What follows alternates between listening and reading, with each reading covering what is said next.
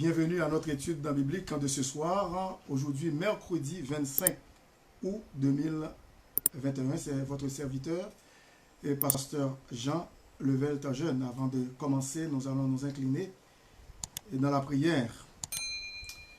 Père Saint, nous te donnons gloire, honneur, louange et adoration. Toi qui es le roi des rois, le Seigneur des seigneurs, le seul et unique Dieu véritable dans tout l'univers. Toi qui nous as créés à ton image et à ta ressemblance pour ta gloire, et après avoir tout créé, les cieux et la terre, tout ce qui s'y trouve, que ton nom soit glorifié, que ton nom soit adoré, que ton nom soit loué.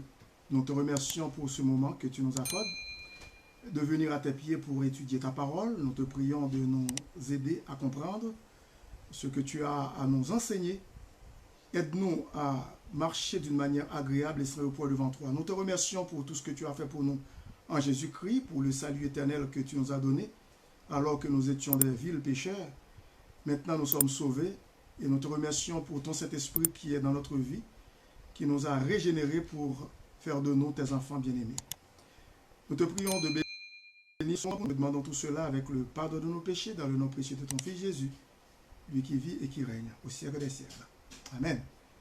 Maintenant, nous allons étudier 2 livres pour cette période de temps, c'est-à-dire pour cette série d'études que nous allons avoir pour quelques mercredis. Tout d'abord, nous allons commencer avec l'épître aux Galates. L'épître aux Galates. Et à partir du chapitre 1er. Au cours de ce trimestre, nous allons étudier 2 importantes épîtres. Il faut bien comprendre, de l'apôtre Paul. C'est lui qui est l'auteur de l'épître aux Galates et aussi l'épître aux Colossiens.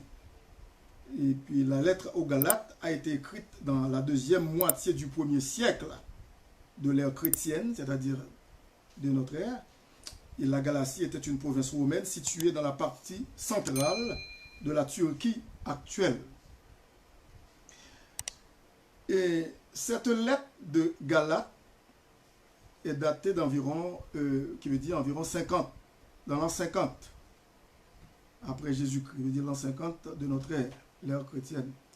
Et puis le thème de cette épître, c'est le salut par grâce. Cependant, je viens avec ce titre pour l'étude, pas d'autre évangile, parce que dans cette épître, et nous voyons que l'apôtre Paul fait de la grâce, de la réception du salut par la foi en Jésus-Christ, par le moyen, il dit par la grâce, par le moyen de la foi. Et alors j'ai dit pas d'autre évangile, parce que l'apôtre Paul disait lui-même qu'il n'y a pas d'autre évangile que l'évangile de grâce de Jésus-Christ. Et les passages que nous allons lire, que je vais lire pour vous, c'est Galates chapitre 1er, verset 1er à 10. Je peux lire le chapitre 1er, il n'y a pas de problème. Et chapitre 2, et pour essayer de comprendre le fond de la pensée de l'apôtre Paul. Tout d'abord, je commence avec cette lecture dans au chapitre 1er. Paul, apôtre, non de la part des hommes, ni par un homme, mais par Jésus-Christ et Dieu le Père, qui l'a ressuscité des morts, et tous les frères qui sont avec moi aux églises de la Galatie, que la grâce et la paix vous soient données de la part de Dieu le Père et de notre Seigneur Jésus-Christ, qui s'est donné lui-même pour nos péchés, afin de nous arracher du présent siècle mauvais, selon la volonté de notre Dieu et Père, à qui soit la gloire au siècle des siècles. Amen. Le verset 6, l'apôtre Paul passe à un autre point qui est vraiment important. Je m'étonne que vous vous détourniez si promptement de celui qui vous a appelé par la grâce de Christ pour passer à un autre évangile. C'est pour cette raison que je dis pas d'autre évangile. Non pas qu'il y ait un autre évangile, mais il y a des gens qui vous troublent et qui veulent altérer l'évangile de Christ. Alors ces gens-là, c'était des judéo-chrétiens des gens, des juifs, et chrétiens, mais circoncis, et qui voulaient renverser l'évangile. C'est ça l'original veut dire en grec. C'est une falsification de l'évangile de Jésus-Christ. Et c'est pour cette raison qu'au verset 7, il dit, non pas qu'il y ait un autre évangile, mais il y a des gens qui vous troublent et qui veulent altérer l'évangile de Christ. Mais si nous-mêmes, si un ange du ciel annonçait un évangile s'écartant de celui que nous vous annonçons et que nous vous avons prêché, et qu'il soit anathème, en grec, anathema, qui veut dire qu'il soit maudit. Nous l'avons dit précédemment, et je le répète à cette heure, si quelqu'un vous annonce un évangile s'écartant de celui que vous avez reçu, qu'il soit anathème. Le verset 10, l'apôtre Paul dit, et maintenant, est-ce la faveur des hommes que je désire ou celle de Dieu? Est-ce que je cherche à plaire aux hommes? Si je plaisais encore aux hommes, je ne serais pas serviteur de Christ. Et je vais continuer. Je vous déclare, frères et sœurs, que l'évangile qui a été annoncé par moi n'est pas de l'homme, car je ne l'ai ni reçu ni appris d'un homme, mais par une révélation de Jésus-Christ. Vous avez su, en effet, quelle était autrefois ma conduite dans le judaïsme, comment je persécutais à outrance, qui veut dire avec exagération, et ravageais l'Église de Dieu, et comment j'étais plus avancé dans le judaïsme, c'est-à-dire la religion juive, que beaucoup de ceux de mon âge et de ma nation, étant animés d'un zèle excessif pour les traditions de mes pères. Il était un homme farouchement zélé pour la cause du judaïsme, parce qu'il se croyait dans la vérité. Mais lorsqu'il plut à celui qui m'avait mis à part dès le sein de ma mère, alors l'apôtre Paul parle dès le sein maternel, Dieu l'avait choisi, et qui m'a appelé par sa grâce de révéler en moi son Fils, afin que je l'annonce parmi les païens. Aussitôt, je ne consultais ni la chair, ni le sang, et je ne montais point à Jérusalem vers ceux qui furent apôtres avant moi, mais je partis pour l'Arabie, puis je revins encore à Damas. 3 ans plus tard, je montai à Jérusalem pour faire la connaissance de Céphas. Alors Céphas, ici, c'est l'apôtre Pierre, et Jésus-Christ l'avait renommé en Céphas, c'est-à-dire Pierre, en araméen, en grec, Pétros, mais son vrai nom de Pierre, c'était Simon ou Shimon, en hébreu, donné par ses parents, et Jérusalem, pour faire la connaissance de Céphas, et je demeurai 15 jours chez lui. Mais je ne vis aucun autre des apôtres, si ce n'est Jacques, le frère du Seigneur, c'est-à-dire Jacques, le frère de Jésus-Christ, fils de Marie et de Joseph. Et dans ce que je vous écris, voici devant Dieu, je ne mens point. J'allais ensuite dans les contrées de la Syrie et de la Cilicie. Or, j'étais inconnu de visage aux églises de Judée qui sont en Christ. Elles avaient seulement entendu dire, celui qui autrefois nous persécutait annonce maintenant la foi qu'il s'efforçait alors de détruire. Et elles glorifiaient, c'est-à-dire ces églises-là, elles glorifiaient Dieu à mon sujet. Bon, ça c'est le témoignage de Paul, de l'apôtre Paul, devenu chrétien, après être passé d'un grand persécuteur et aussi à un homme né de nouveau. Pas d'autre évangile.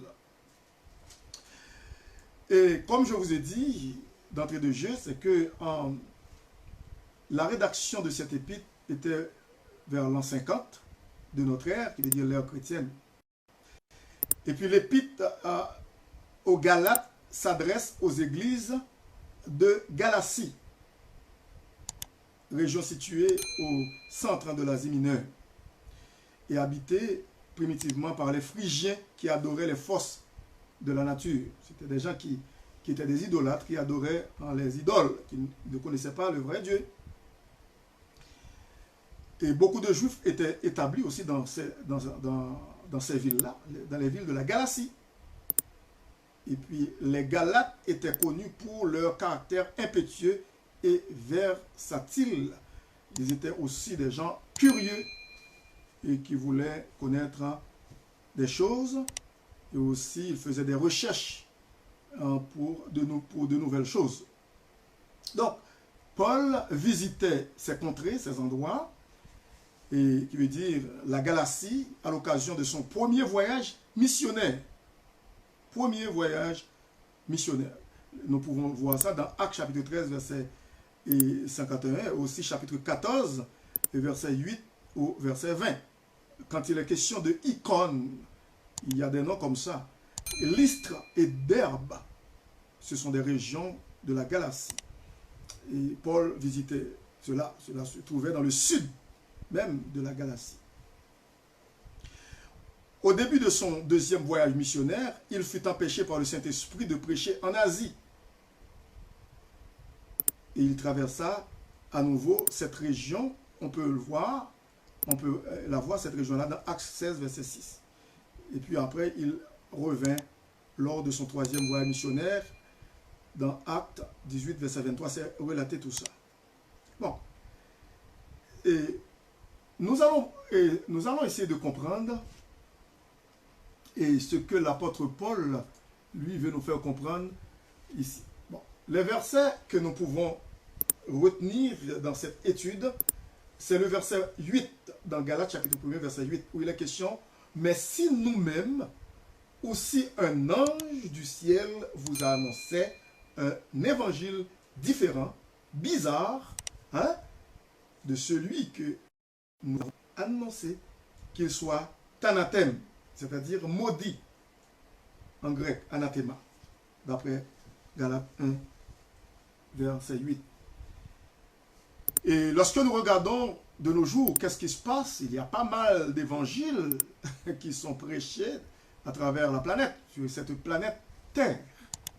Des évangiles falsifiés, altérés, et qui étonnent vraiment, et qui nous étonnent, nous, les enfants de Dieu.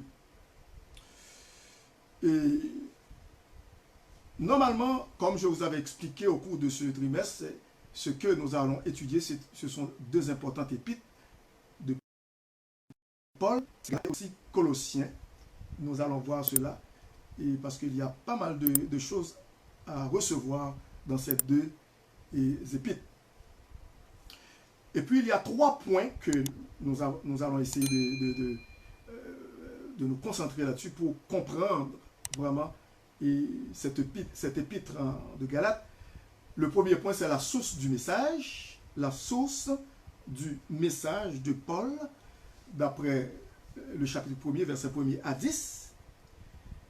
Et le deuxième point, c'est le contenu du message, d'après le chapitre 2, verset 17 à 21. Et aussi, troisième point, c'est la vie qui reflète le message. Tout d'abord, la source du message, d'après Galates, chapitre 1er, verset 1 à 10.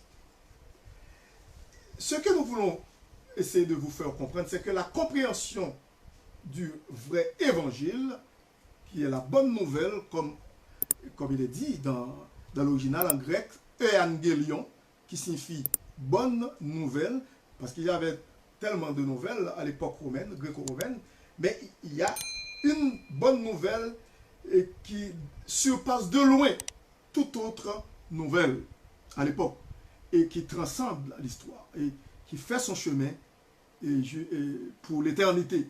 C'est l'évangile de Jésus-Christ. Et l'antidote à la confusion est une compréhension claire et puissante de la source du vrai message de l'évangile, qui est du vrai évangile. Il y a l'appel qui vient de Christ.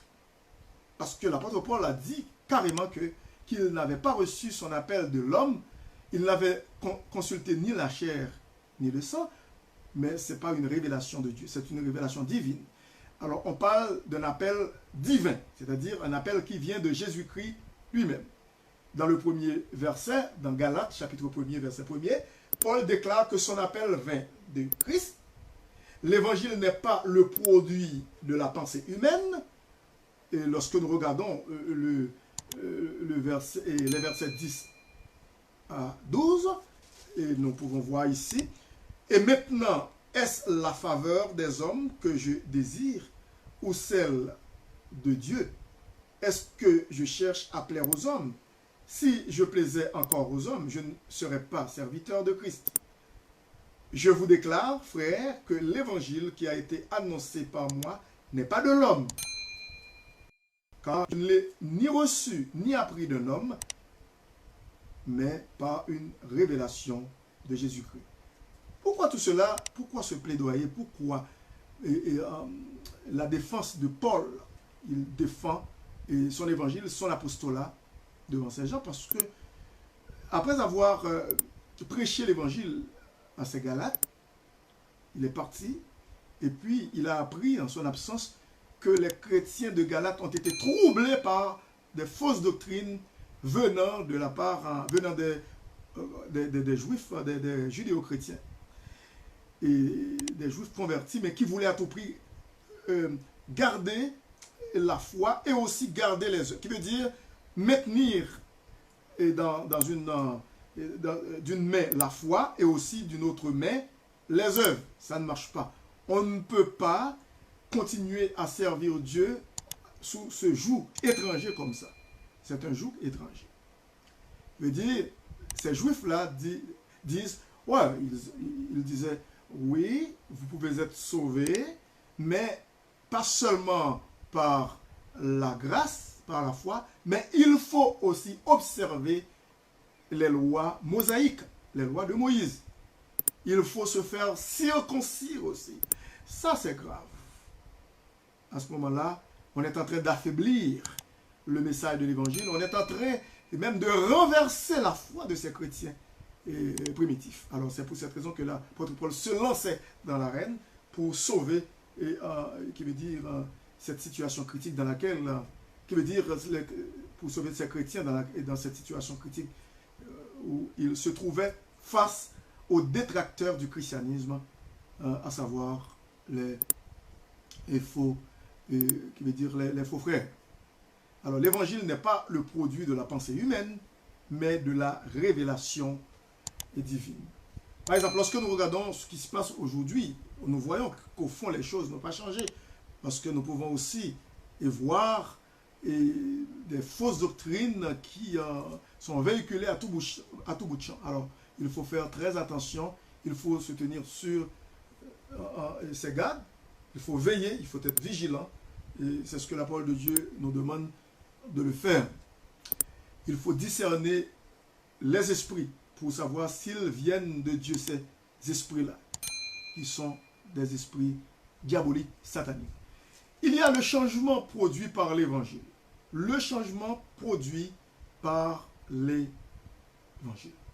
De plus, Paul déclare que le contraste complet de son ancienne façon de vivre sous le judaïsme et sa vie actuelle dans l'évangile prouve que ce n'était qu'une révélation qui pouvait faire un tel changement. Vous vous souvenez que l'apôtre Paul, lorsqu'il a été rencontré par Jésus-Christ sur la route de Damas, eh bien, il a été sauvé, il a été racheté par le sang de Jésus-Christ, le sang précieux de Christ. Il est devenu une nouvelle créature, c'est ce qu'il avait dit dans 2 Corinthiens 5, 17. Si quelqu'un est en Christ, il est une nouvelle création ou une nouvelle créature. Alors, en fait, Paul, d'après ce que Paul dit, en fait, dit Paul, Dieu avait eu sa main sur moi depuis ma naissance. C'est ce qu'il a dit. C'était Dieu qui m'appelait par sa grâce. Il n'y a pas de mérite en moi, dit-il. Il était humble et c'était la décision et le plaisir de Dieu.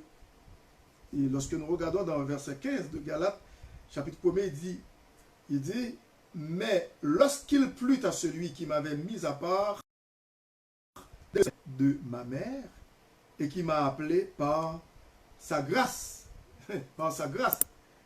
Et le verset 16 souligne encore le concept de la révélation, de révéler en moi son Fils, afin que je l'annonce parmi les païens aussitôt je ne consultais ni la chair, ni le sang. Bon. C'est le changement produit par l'évangile de grâce dans la vie d'un individu, dans la vie de quelqu'un qui reçoit Jésus-Christ comme son sauveur et son Seigneur personnel. Le deuxième, le contenu du message. Le contenu du message. Lorsque nous regardons dans Galates chapitre 2, et nous pouvons voir aussi les versets 17 à 21. Et parce que nous ne voulons pas, comment dirais-je, faire trop de lecture, parce que sinon, si on commence avec le verset premier qui dit 14 ans après, je montais de nouveau à Jérusalem avec Barnabas, ayant aussi pris Tite avec moi, et ce fut d'après une révélation que j'y montais. Je leur exposais l'évangile que je prêche parmi les païens. Parce que c'était les gens qui étaient considérés comme des colonnes dans l'église, dans la première église, l'église primitive, l'église de Jérusalem. Et dans cette église-là, c'était Jacques, le frère de Jésus, qui était le leader, le berger, hein, le pasteur. Le verset 17 à 21 dit, mais tandis que nous cherchons à être justifiés, c'est le contenu du message. Nous cherchons à être justifiés par Christ. Si nous étions aussi nous-mêmes trouvés pécheurs, Christ serait-il un ministre du péché? Loin de là. Le verset 18. Car si je rebâtis les choses que j'ai détruites, je me constitue moi-même un transgresseur. Car c'est par la loi que je suis mort à la loi, afin de vivre pour Dieu. Verset 20. J'ai été crucifié avec Christ. Écoutez bien le contenu du message. J'ai été crucifié avec Christ. Et si je vis, ce n'est plus moi qui vis, c'est Christ qui vit en moi. Si je vis maintenant dans la chair, je vis dans la foi au Fils de Dieu qui m'a aimé et qui s'est livré lui-même pour moi. Et puis le verset 21, il dit, je ne rejette pas la grâce de Dieu, car si la justice s'obtient par la loi, Christ est donc mort en vain. Vous voyez, l'apôtre Paul est en train de saper cette fausse doctrine venant de la part des détracteurs du christianisme. Je ne rejette pas la grâce de Dieu, car si la justice s'obtient par la loi, Christ est donc mort en vain. Le contenu du message. Et lorsque nous regardons le point A qui dit le Christ ressuscité nous a délivrés du péché, c'est dans Galates chapitre 2 verset 4, nous allons faire cette lecture, le verset 4, il dit, et cela à cause, écoutez bien ça, Galates 2 verset 4, et cela à cause de vos frères, pour comprendre bien ce que je vais dire, pour essayer de comprendre le contexte, et j'avais commencé à lire le verset premier qui dit, j'ai 14 ans après, je montais de nouveau à Jérusalem avec Barnabas, ayant aussi pris Tite avec moi, et ce fut d'après une révélation que j'y montais. Je leur exposais l'évangile que je prêche parmi les païens. Je l'exposais en particulier à ceux qui sont les plus considérés afin de ne pas courir ou avoir couru en vain. Mais Tite, écoutez bien, qui était avec moi et qui était grec. Tite était un grec, il n'était pas un juif, il était un païen converti au christianisme, hein, à Jésus-Christ. Ne fut même pas contraint de se faire circoncire. Et cela à cause des faux frères qui s'étaient secrètement introduits, qui veut dire de façon furtive, introduits et glissés parmi nous pour épier la liberté que nous avons en Jésus-Christ avec l'intention de nous asservir. Et ça, c'est le Christ ressuscité nous a délivrés du péché, d'après ce que l'apôtre Paul dit. C'est la mort volontaire de Christ qui nous a délivrés de l'iniquité du siècle en présent. Cette délivrance a été accomplie par la destruction du péché. Le Christ ressuscité, écoutez bien ça, est le seul sauveur. Il n'y a point d'autre. Pas d'autre sauveur en dehors de Jésus-Christ. Il est le seul et unique sauveur. Le seul et unique Dieu est aussi rédempteur. nous pouvons voir dans Galates 2, verset 6, ici il est dit, ceux qui sont les plus considérés, quels qu'ils aient été jadis, cela ne m'importe pas. Dieu ne fait point de favoritisme, qui veut dire d'acception de personne. Ceux qui sont les plus considérés ne m'imposaient rien, en parlant de Pierre, et puis et Jacques, et les autres, et puis Jean aussi. Ces colonnes de l'église primitive.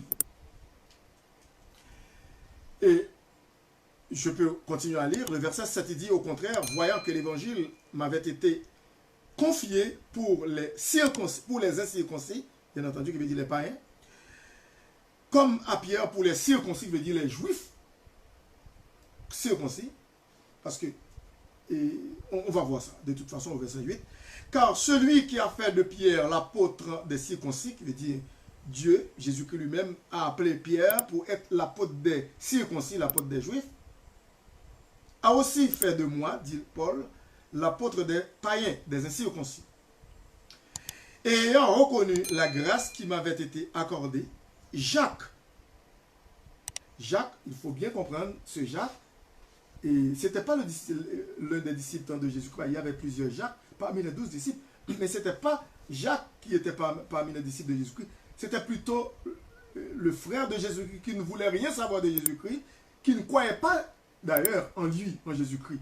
C'est après la mort de Jésus-Christ et sa résurrection, son ascension, eh bien, au ciel, maintenant, Jacques, le frère de Jésus-Christ, a cru en lui. Il l'acceptait comme son sauveur personnel. Pas seulement lui, mais il avait d'autres frères. Par exemple, il avait Jose, il avait aussi Jude. Jose porte le même nom de son père que son père Joseph, Jose. Et puis, Jude, qui a écrit l'épître de Jude avant l'Apocalypse. Jacques a écrit l'épître de Jacques, le frère de Jésus-Christ aussi. C'est qui veut dire, ces deux frères, Jacques et Jude. Alors, ici, il dit, au verset 9, « Et ayant reconnu la grâce qui m'avait été accordée, Jacques s'efface. » Alors, en parlant de Pierre. Et Jean, qui sont regardés comme des colonnes, me donnèrent à moi et à Barnabas. Barnabas était compagnon de ministère de Paul. C'est Barnabas qui était allé chercher Paul pour le faire accepter aux chrétiens, parce que les chrétiens avaient encore peur de l'apôtre Paul, ils pensaient qu'il était un espion. Et il dit, comme des colonnes me donnèrent à moi et à Barnabas la main d'association, afin que nous allions, je veux dire Paul et Barnabas, nous allions vers les païens et eux, je veux dire Pierre, vers les circoncis. Pierre, Jean, Jacques. Le verset 10 dit, ils nous recommandèrent seulement de nous souvenir des pauvres, ce que j'ai eu bien soin de faire. Bon, alors, c'est le travail, c'est le ministère de Paul et de Barnabas aux païens, aux incirconcis, pour annoncer l'évangile de Jésus-Christ, le Christ ressuscité, qui est le seul sauveur. Alors, il y a d'autres qui essaient de jeter la confusion sur ce sujet simple. Ils essaient de diluer l'évangile. L'évangile est de Christ. Le cœur de l'évangile est Christ. Et Christ crucifié. Pas d'autres personnages. L'étendard de l'évangile, c'est-à-dire la bannière, le drapeau, hein, l'étendard de l'évangile, c'est Christ. La norme de l'évangile, c'est Christ. De Christ. Qui que ce soit et quoi que ce soit qui détourne de lui est une perversion. Le caractère central de Christ ne peut pas être exagéré. Maintenant, le point C. Nous pouvons voir la simplicité totale de l'évangile. Quand quelqu'un essaie de décrire l'évangile comme quelque chose de sorcier, quelque chose de compliqué, mais l'évangile est simple. Oui, on peut trouver des passages difficiles, même l'apôtre Pierre dit des passages difficiles à comprendre, même parmi les écrits de Paul, parce que Pierre avait confessé cela. Mais Pierre a dit que mais il y avait des gens qui sont ignorants, mal affermis, qui tordent le sens de l'écriture pour leur propre ruine. La simplicité totale de l'évangile est soulignée dans le chapitre 2, quand Paul déclare que Tite ne fut pas même contraint de se faire circoncire. Lorsque nous voyons le verset 15. Et ici, nous pouvons voir le verset 15. Et moi, je vais lire le verset 15. Et, ok. On peut voir ça, ouais, c'est ça. Les faux frères essayèrent de dépouiller de la liberté en Christ et de rendre Paul et ses convertis des serviteurs d'une autre sorte.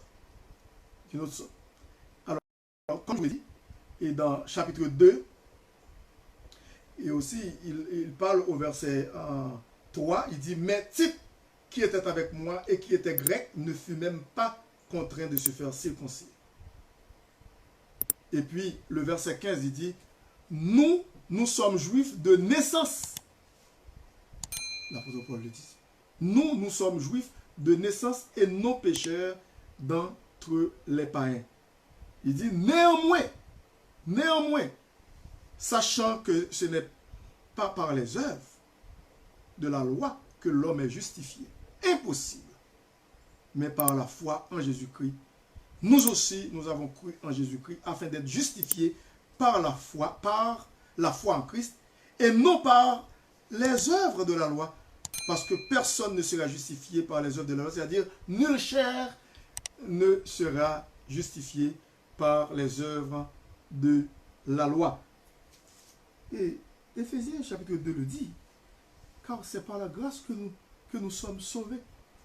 Par le moyen de la foi. Et cela ne vient pas de nous. C'est par la foi seule. Cela ne vient pas de nous. C'est le don de Dieu, le don gratuit de Dieu.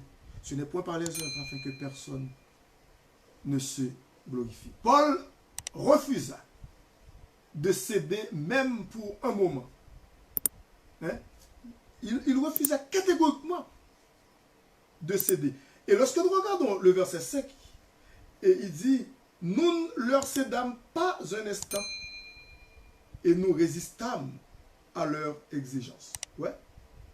Afin que la vérité de l'évangile soit maintenue parmi vous. Parce que l'apôtre Paul ne voulait en aucune façon diluer l'évangile, lésiner avec la parole de Dieu, mais il voulait à tout prix se conformer selon l'évangile et aussi de prêcher cette bonne nouvelle d'une manière claire, lucide et limpide sous la puissance et l'inspiration et l'onction du Saint-Esprit.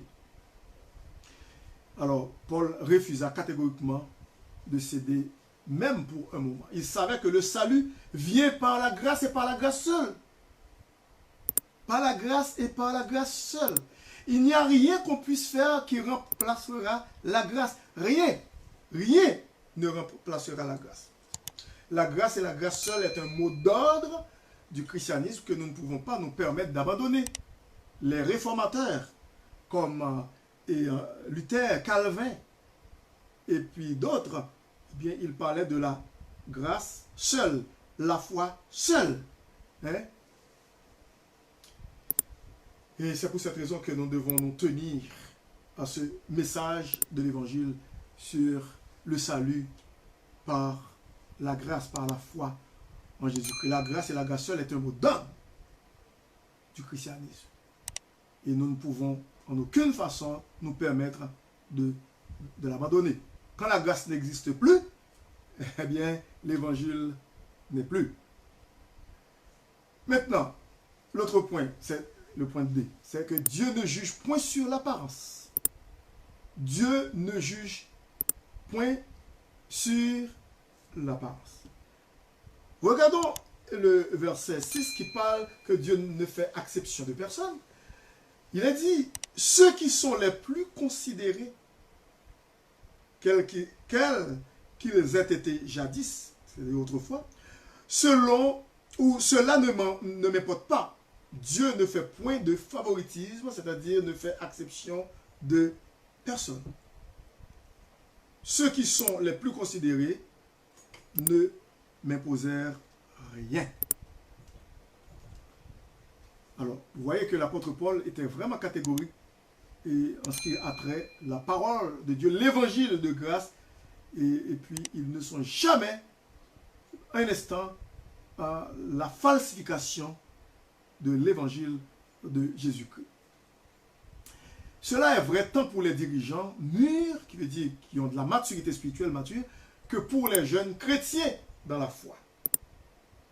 On trouve plus loin la définition du contenu de l'évangile en Galates chapitre 2 verset 15 au verset 21. Lorsqu'il a dit, il a dit, nous sommes juifs de naissance et non pécheurs d'entre les païens. Il dit néanmoins, sachant que ce n'est pas par les œuvres de la loi que l'homme est justifié, mais par la foi en Jésus-Christ, nous aussi, nous avons cru en Jésus-Christ. Verbe croire, pistéo en grec, pistis, qui veut dire croire ou foi, fides en latin, fidéo, c'est la foi, la croyance, c'est le même mot, foi et croire. Mais il faut comprendre bien que quand on dit croire, ce n'est pas juste une croyance intellectuelle, ça ne reste pas tout simplement au niveau de la tête, mais il faut que ça descende dans le cœur. C'est la croyance spirituelle, la croyance du cœur. Quand quelqu'un dit qu'il croit en Jésus-Christ, il n'y a pas de... qui veut dire la foi n'est pas en action, qui veut dire les œuvres n'accompagnent pas, je ne dis pas que les œuvres pour être sauvées, mais les œuvres qui sont les conséquences eh bien, de notre croyance en Jésus-Christ, à ce moment-là, comme dit Jacques, le frère de Jésus-Christ, alors que Jacques n'était pas en contradiction avec l'apôtre Paul. Nous regardons Jacques, lorsqu'il parlait d'Abraham, qui a cru en Dieu, et puis cela lui a été imputé à justice. Il dit par sa foi, il a démontré sa croyance par ses œuvres. L'apôtre Paul dit, néanmoins, au verset 16, sachant que ce n'est pas par les œuvres de la loi que l'homme est justifié, mais par la foi, qui veut dire une foi active et non passive. En Jésus-Christ, nous aussi, nous avons cru en Jésus-Christ afin d'être justifiés par la foi en Christ et non par les œuvres de la loi. Parce que personne, c'est-à-dire nulle chair, ne sera justifié par les œuvres de la loi. Et le verset 17 dit, mais tandis que nous cherchons à être justifiés par Christ, si nous étions aussi nous-mêmes trouvés pécheurs, Christ serait-il un ministre du péché? Pourtant, loin de là. Car si je rebâtis les choses que j'ai détruites, je me constitue moi-même un transgresseur, dit l'apôtre Paul. Car c'est par la loi que je suis mort à la loi afin de vivre pour Dieu. Et c'est pour cette raison que j'avais lu tantôt ce fameux verset 20 qui dit « J'ai été crucifié avec Christ et si je vis, ce n'est plus moi qui vis, c'est Christ qui vit en moi. » Alors, ce qui veut dire, c'est cette définition du contenu de l'évangile par l'apôtre Paul afin vraiment de combattre. Et c'est un faux docteur avec leur fausse doctrine. Si un autre moyen de salut existait, Christ serait donc mort en vain. C'est ce que l'apôtre Paul le dit. Il dit dans Galates chapitre 2 verset 21. C'est ce qu'il a dit. Il dit, je ne rejette pas la grâce de Dieu, car si la justice s'obtient par la loi de Moïse, Christ est donc mort en vain. Il est mort en vain. Il serait mort en vain. Donc le message de l'évangile est vraiment clair et simple. Et troisième point, c'est la vie qui reflète le message. La vie qui reflète le message de l'évangile. Et la façon conséquente de vivre de Paul est visible dans les trois épreuves majeures que Paul a subies. Lorsque nous regardons, nous observons la vie de Paul et son témoignage, et pendant qu'il vivait pour Dieu, pour Jésus-Christ, il prêchait l'évangile, qu'il exerçait son ministère, on pouvait voir eh bien, la façon conséquente de vivre de ce serviteur de Dieu, eh bien, qui est visible dans trois épreuves et majeures et qu'il a subi. On peut voir tout d'abord, la première épreuve était le changement entre ses jours sous le judaïsme et ses jours comme chrétien. Lorsque l'apôtre Paul était dans le judaïsme, il était un fervent et comment dirais-je, un fervent judaïsant.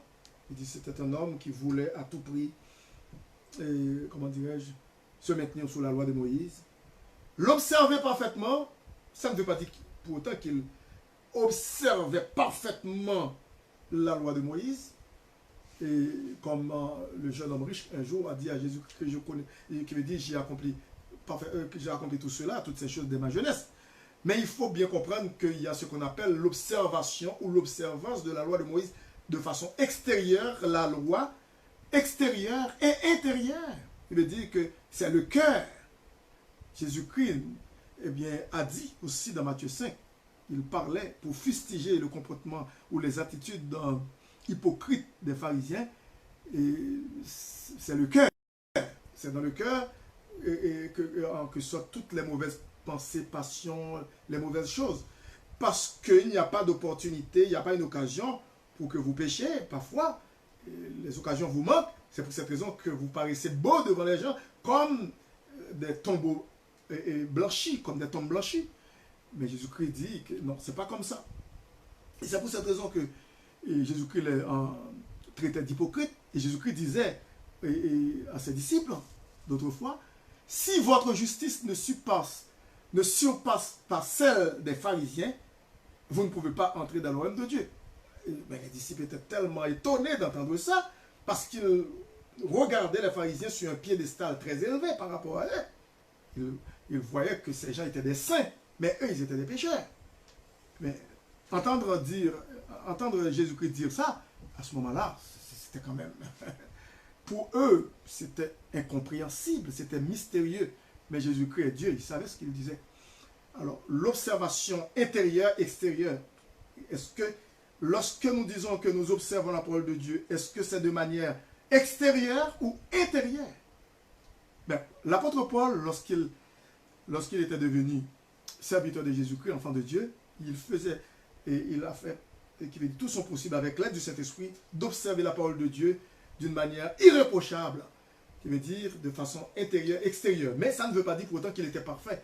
Il l'avait confessé dans Philippiens qu'il n'est pas parvenu à la perfection. Il disait qu'il court pour tâcher de saisir le prix de la vocation céleste de Dieu en Jésus-Christ.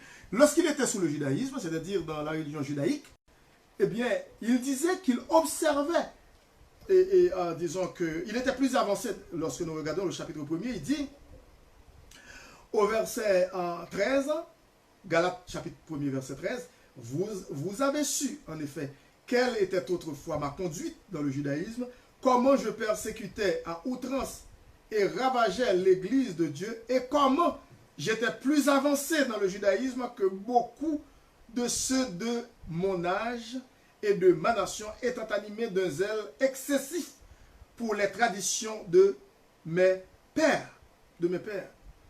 Et c'était un homme quand même qui était zélé pour le judaïsme. Et il était un homme violent même, il était fougueux, et puis il était complice de la mort, du meurtre d'Étienne. Il participait même à ce complot-là. Les gens qui lapidaient Étienne, le premier martyr chrétien, après son appel au diaconat, semble-t-il que c'était le même jour, de toute façon, il n'a même pas eu le temps d'exercer son ministère de diacre. Il a été lapidé après son discours sur la vérité de l'évangile, parce que les autres étaient tellement jalousés, il était pris de jalousie contre Étienne, parce qu'il ne pouvait pas résister à la sagesse que Dieu avait donnée à Étienne, et pour exposer l'évangile haut et fort, d'une manière claire et précise. Ils étaient jaloux contre Étienne. Ils l'ont lapidé, et Paul participait aussi à cette lapidation, à ce meurtre. Et crapuleux. Ben, Paul disait qu'il agissait par ignorance. Je comprends bien qu'il agissait par ignorance. Mais, écoute, il était dans l'ignorance. Vraiment. Il était ignorant. Il l'a dit. Et il a confessé son péché devant Dieu. Et Dieu lui a pardonné. Il a accepté Jésus-Christ comme son sauveur personnel. Et c'est pour cette raison que le verset 15 dit, mais lorsqu'il plut à celui qui m'avait mis à part dès le sein maternel, le sein de ma mère, et qui m'a appelé par sa grâce, de révéler en moi son Fils, afin que je l'annonce parmi les païens. Aussitôt, je ne consultai ni la chair, ni le sang. Alors, la première épreuve était le changement entre ses jours sous le judaïsme et ses jours comme chrétien. Il nous dit dans la dernière partie du premier chapitre qu'il vivait d'une manière conséquente pour Christ, même quand il avait un visage inconnu parmi les chrétiens de Jérusalem. Et puis la deuxième épreuve de l'apôtre Paul arriva quand des faux frères qui s'étaient furtivement introduits et glissés parmi nous, dit-il. Parce que c'était des gens qui voulaient épier la conduite de l'apôtre Paul, la conduite des apôtres Paul et ses compagnons. Parce qu'il disait cela, il dit, ils étaient venus pour épier la liberté que nous avons en Jésus-Christ avec l'intention de nous asservir. Le verset 4, chapitre 2, verset 4 dit, et cela à cause des faux frères qui s'étaient secrètement introduits et glissés parmi nous pour épier la liberté que nous avons en Jésus-Christ avec l'intention de nous asservir. Vous voyez, c'était ça. De façon méchante, il faisait ça. Et puis, cette épreuve concernait la présence de Tite. Tite était un grec, comme je vous l'ai dit au début, et qui n'était pas juif. Et tout d'abord, vous le savez très bien. Et les espions voulaient forcer Tite. Écoutez, ces espions juifs et circoncis qui voulaient, comment dirais-je, observer à la fois le christianisme et le judaïsme, ça ne marche pas. La loi de Moïse et aussi la foi. Ces espions voulaient forcer Tite à se faire circoncire avant d'être accepté comme membre à part entière du corps de Christ. Ça ne marche pas. Ça ne marche pas. Paul déclara, nous ne leur cédâmes pas un instant. Et nous résistâmes à leurs exigences afin que la vérité de l'évangile fût maintenue par vous. C'est ce qu'il a dit au verset 5. Et même le compatissant Barnabas, écoutez ça bien, c'est tellement étonnant de voir ça, parce que Barnabas était d'où son nom hébreu, fils d'exhortation, c'était un homme, comment dirais-je, un homme bien, c'était un chrétien fervent, qui servait le Seigneur, qui aimait le Seigneur. C'était un exemple, un modèle pour l'Église. Mais pourtant, il a été entraîné, il s'est laissé entraîner par l'hypocrisie de Pierre. Pierre, et on va voir ça, parce que Pierre avait pris au piège. On dit même le compatissant Barnabas a été influencé de quitter la table. Pourquoi? Tout d'abord, on va essayer de comprendre qu'est-ce que l'apôtre Paul veut dire ici, pour ne pas sauter les faits. Lorsque nous regardons le verset 9 du chapitre 2 de Galates, il dit « Et ayant reconnu la grâce qui m'avait été accordée, Jacques, Céphas et Jean, qui sont regardés comme des colonnes, alors colonnes de l'Église primitive, me donnèrent à moi et à Barnabas la main d'association afin que nous allions, nous, vers les païens et eux vers les circoncis. Ils nous recommandèrent seulement de nous souvenir des pauvres, ce que j'ai eu bien soin de faire. » Je vous avais dit ce passage. Mais lorsque Céphas, c'est-à-dire Pierre, il faut toujours garder à l'esprit, Céphas c'est l'apôtre Pierre. Mais lorsque Céphas vint à Antioche, je lui résistais en face. Mais pourquoi? L'apôtre Paul dit, parce qu'il était répréhensible. Mais qu'est-ce que Pierre a fait? Paul va expliquer. Le verset 12.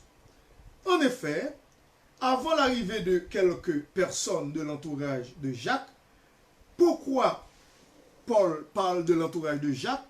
C'est pour vous faire comprendre, comme je vous l'ai dit avant, que Jacques, ici c'est le frère de Jésus-Christ, eh bien il est devenu, après sa conversion, le pasteur de l'église de Jérusalem. Ce n'était pas Pierre qui était le chef spirituel, c'est-à-dire le pasteur de l'église. Ce n'était pas Pierre qui était le berger, l'ange de l'église, mais plutôt Jacques, le frère de Jésus-Christ.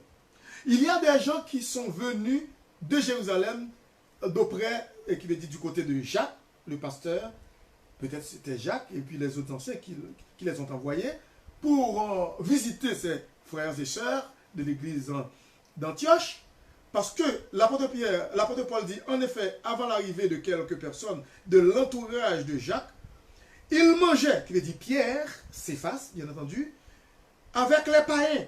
Il faut bien comprendre, lorsqu'il dit avec les païens, ce sont des païens convertis et non pas des païens inconvertis. Non. Parce que à l'époque, même lorsque les païens sont devenus chrétiens, mais on continuait à dire les païens chrétiens, les chrétiens païens, par rapport aux juifs chrétiens. Les juifs chrétiens, on les appelle judéo-chrétiens. Alors, pour les païens, on dit, pour les chrétiens venus du paganisme, on dit les païens convertis au christianisme ou les païens chrétiens. Bon. Ou les incirconcis convertis ou chrétiens. Et c'est pour cette raison qu'on voit ici le mot païen est ressorti ici. On dit, il mangeait, Pierre mangeait avec les païens, qui veut dire les chrétiens païens. Et quand elles furent venues, c'est-à-dire quand les personnes de l'église de Jérusalem qui avaient pour berger Jacques, le frère de Jésus-Christ, lorsqu'elles sont venues, ces personnes-là, à Antioche, Pierre s'esquivait. Il s'esquivait hein, pour ne pas se laisser voir avec les chrétiens païens en train de manger, de se fraterniser. C'est agape, hein, l'agape, c'est agape, la communion fraternelle, la nourriture. C'était l'hypocrisie.